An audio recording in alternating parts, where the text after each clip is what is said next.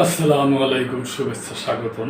প্রিয় দর্শক, আপনারা জানেন যে 2-3 দিন আগে ইন্ডিয়ায় গুজরাটের আহমেদাবাদে মারাত্মক একটা বিমান দুর্ঘটনায় প্রায় 278 না 79 জন মারা গেছে। তো এরপর থেকেই বুইং মডেলের যে বিমানগুলো, ওগুলোর প্রতি একটা সন্দেহ হয়েছে। তো এই বিমানের পরীক্ষার নির্দেশ দিচ্ছে আর কি ভারত সরকার। ওই ব্যাপারে সমকাল পত্রিকায় এই সংবাদটা আসছে। বোয়িং 787 মডেলের সব বিমান পরীক্ষার নির্দেশ দিল ভারত। আমি মনে করি এটা ভালো করছে। ভারতের আহমেদাবাদে ভয়াবহ বিমান দুর্ঘটনায় 294 জনের মৃত্যুর ঘটনার পর বোয়িং 787 মডেলের সব বিমানের খুঁটিনাটি পরীক্ষা করে দেখার নির্দেশ দিয়েছে দেশটির সরকার। দেশটির বিমান পরিবহন নিয়ন্ত্রণ কর্তৃপক্ষ গতকাল শুক্রবার এয়ার ইন্ডিয়াকে GNX ইঞ্জিনওয়ালা বোয়িং 787 8/9 উড়োজাহাজ পরিচালনা সংক্রান্ত বাড়তি পরীক্ষা নিরীক্ষায় বিষয়গুলো যাচাই করে দেখতে বলেছে। উড়োজাহাজের নির্দিষ্ট উড্ডয়ন সীমা মূল্যায়ন, ইলেকট্রনিক ইঞ্জিন নিয়ন্ত্রণ এবং ইঞ্জিন জ্বালানি সংক্রান্ত পরীক্ষাগুলো করার নির্দেশ দেওয়া হয়েছে।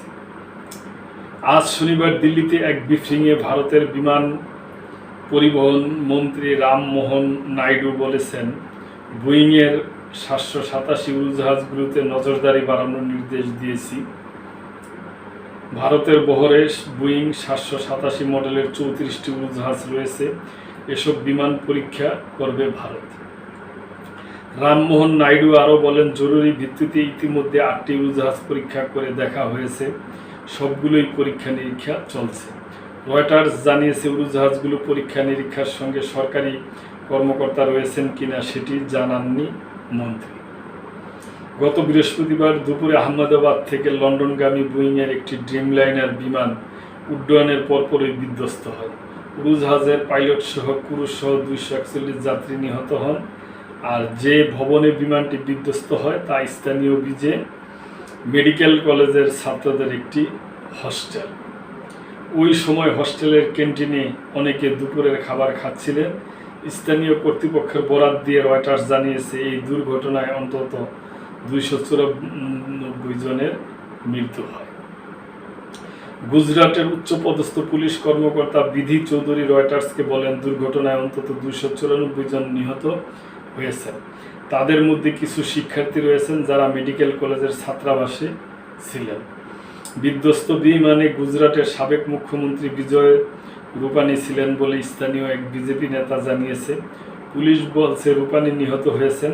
দ্য হিন্দু অনলাইন জানায়, এয়ার ইন্ডিয়ার বোয়িং 787 বিমানে 169 ভারতীয় ও 53 ব্রিটিশ ছিলেন। এছাড়া 7 পর্তুগিজ ও 1 কানাডার নাগরিক ছিলেন। আহমেদাবাদের সর্দার বল্লভভাই প্যাটেল আন্তর্জাতিক বিমানবন্দর থেকে উড্ডয়নের পর বিমানটি আবাসিক এলাকা মেঘানিগড়ের কাছে ধরপুরে বিধ্বস্ত হয়। তবে কী কারণে এটি বিধ্বস্ত হয়েছে তা জানাতে পারেননি কর্তৃপক্ষ।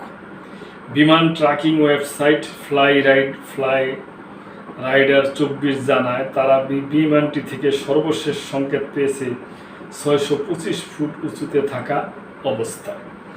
এটা উড্ডয়নের কয়েক সেকেন্ডের মধ্যে এই উচ্চতায় পৌঁছায়।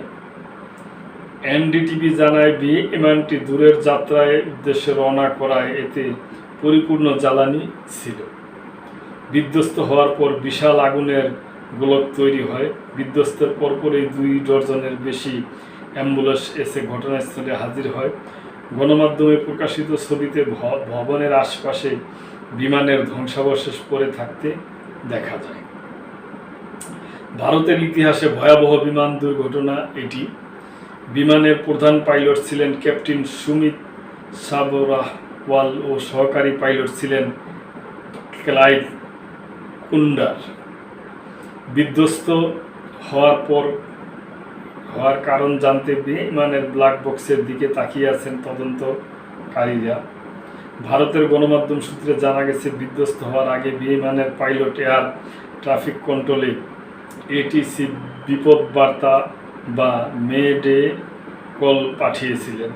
ফ্লাইট রাইডার 24-এর তথ্য অনুযায়ী বিপদ বার্তা পেয়ে এটিসি যোগাযোগের চেষ্টা করছিল, কিন্তু শেষ পর্যন্ত যোগাযোগ করা যায়নি। তো প্রিয় দর্শক, এটা খুবই দুঃখজনক একটা ঘটনা। আমরা আশা করি যে পৃথিবীর কোনো দেশেই যেন এরকম বিমান দুর্ঘটনা না হয় এবং প্রতিটা দেশেরই যে বিমান কর্তৃপক্ষ আছে তারা যেন যথাযথ চেকিং করিয়া এবং সব কিছু নিয়মকানুন মতো বিধি মোতাবেক করার পরেই বিমান চালানোর একটা নির্দেশনা দেয়। এটাই আমাদের আশা, এটাই আমাদের কাম্য। তো দর্শক, ভালো থাকবেন, লাইক কমেন্ট শেয়ার করে সাবস্ক্রাইব করে চ্যানেলটির পাশেই থাকবেন। আল্লাহ হাফেজ।